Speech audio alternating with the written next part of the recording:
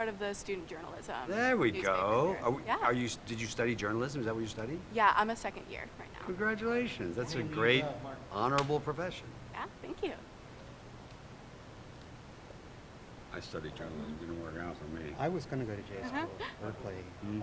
I had actually Gail Katz, who was a journalism major when she was my housemate. But she was really good at getting people's faces. I'm never been good at that. I am good to go. Come on, Piper. Let's do it. All right, perfect. Starting with Daniel, there are so many amazing underdog sports stories going on even right now at UW. What about this story specifically made you think, I need to write a book about this? Oh gosh, I mean, so many things. The moment I met Joe Rance, very few things when you're a writer have all the elements of a great story when you first hear it, and this one really did. I mean, this was the ultimate underdogs, kids at UW who don't have enough money to put a couple meals on the table at the end of the day, who wind up confronting and defeating Adolf Hitler. I mean, the arc from point A to point B is just spectacular. And then there just turned out to be all kinds of really cool stuff in between point A and point B. So I just felt immediately upon hearing the story that the story had to be told. And yeah, absolutely a story that reflects really well on UW. I mean, it's Yeah. a central part of the history of the school. Yeah. Yeah. And then from that, what about the book made you think, oh, this needs to be a movie? Well, I was fairly sure that by the time the movie came out, UW would be in the playoffs in football, and I wanted the film to come out Yeah. just in time, and that Michael Penix would win the, Heisman, which I still think he should win. I read the book a long time ago. I thought it was brilliant. I thought if it wasn't true, you couldn't make it into a movie because there's so many things that happen that you think, well, they just made that up. And I just think that Dan is just an extraordinary writer. And there's a danger when you make a movie with that, which is he's not writing the screenplay. Yeah. And so the concern is if you're able to transfer what his emotion was and what he made you feel like when you read the book into a film. And I thought that was an interesting challenge. Yeah, and then what level of collaboration did the two of you have then in kind of taking the book and making it into a screenplay? Well, I read his book, and then the writer. Did you talk with Mark? So yeah, Mark actually, the screenwriter, did pass the script by me a few times. I made some comments, but the screenplay is Mark L. Smith's product. Yeah. You mentioned meeting Joe Rance. Obviously, both the book and the movie are kind of told focusing on him and his story. If you were to rewrite it or focus on a different member of the book and in the crew, who would you choose? Oh, I've got a personal favorite. Yes. Bobby Mock. Yeah, Bobby Mark. I'm It's Bobby. so fun. Okay, What a fun I story. mean, he's like 5'7", which is how tall I am. Yeah. The whole idea of these guys my size getting in a boat with all these gigantic guys and taking command of the situation really appeals to me. And also, he was a real character, really smart, Yeah. kind of just. He's a fun character in the movie too. Yeah, 'cause you I have to just be a smart thought ass. Luke did a great job. We I also like Hume.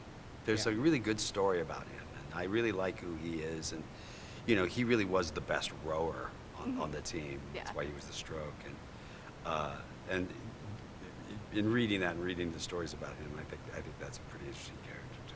Have either of you tried rowing?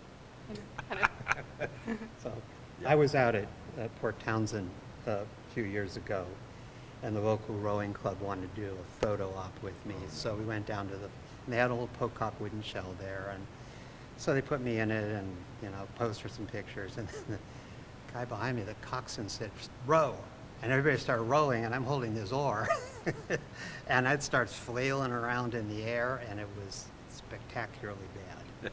So you couldn't call it rowing, but I've been in a boat. Obviously, the film was not filmed here in Washington. Yep. When you decided to kind of film it abroad, what specific elements of the Seattle scenery, the UW scenery, were most important to convey to the audience? Well, I mean, obviously the Shell House, Yeah. which we did an identical replica of. But all of you'll see we had to do some stuff digitally too. But we shot in London because Same weather. UW doesn't look like UW did in 1936.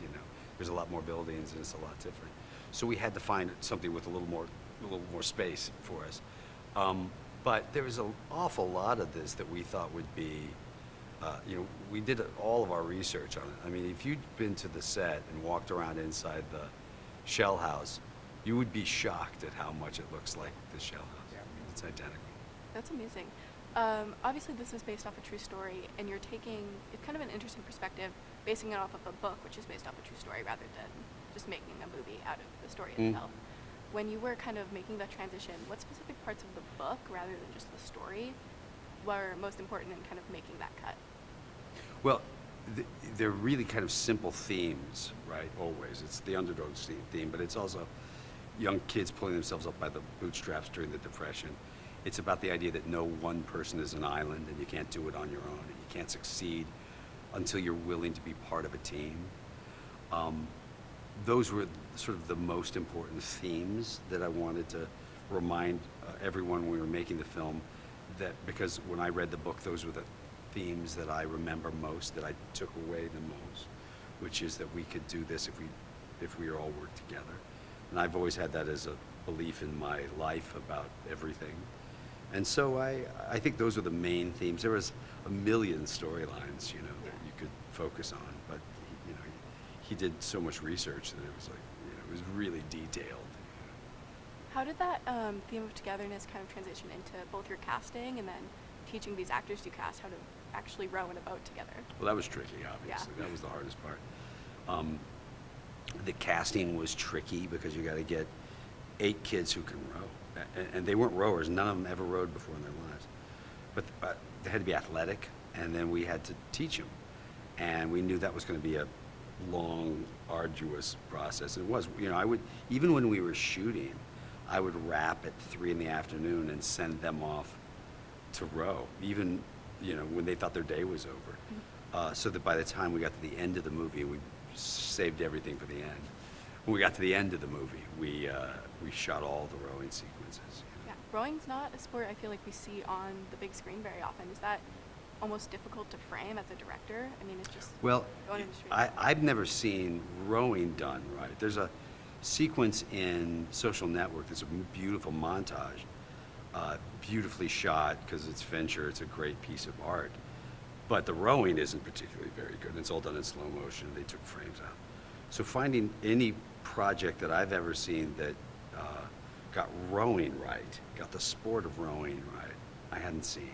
So the pressure on us was, since it's called The Boys in the Boat, we had to make sure that the boys in the boat could row and we could see the 2 things you needed to see, which is you needed to see the swing. You needed to see them all together. And the other thing you need to see is speed, because speed is a hard thing to sell in a boat movie because you can't tell how fast you're going. Yeah, absolutely. And just wrapping up, a final fun question. If you guys were to become rowers, which seat in the boat do you think you would be at least the least bad at? I know where you're I'm going. not a coxswain, sorry. I got one choice, the cops. That's what I wanted to do anyway. I think it'd be cool. You just like to yell at people. Well, yeah, that's part of it. Of course, Of course. Yeah, I'd take that spot too. I'm with you. Yeah, no, it's my seat. Okay, well, I'm share it with you. All right. Well, thank you so much. Thanks, man. All right. Thank you, Piper. Congratulations on working for the paper.